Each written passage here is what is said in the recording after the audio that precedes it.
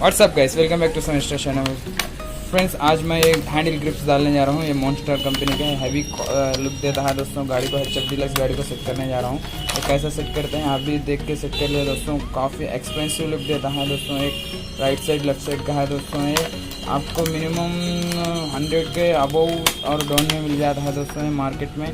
आप देखिए दोस्तों इसका कितना एक्सपेंसिव लुक दिखता है कि ये मैं HF डीलक्स को सेट करने जा रहा हूं दोस्तों। देख लीजिए, इसी तरह आप भी सेट कर लीजिए दोस्तों। अभी तक हमारे इस चैनल को सब्सक्राइब नहीं करे तो ज़रूर सब्सक्राइब करें। बाजू में बेल आइकन दबाने से इस तरह के हमारे नए वीडियोस आते रहते हैं दोस्तों। आपको कोई क्वेश्चन है तो हमको कमेंट के थ्रू क्लियर बोल दिए, हम क्लियर कर सकते हैं दोस्तों। Thanks for watching my video दोस्तों। कंप्लीट देखिए, स्किप मत करिए दोस्तों।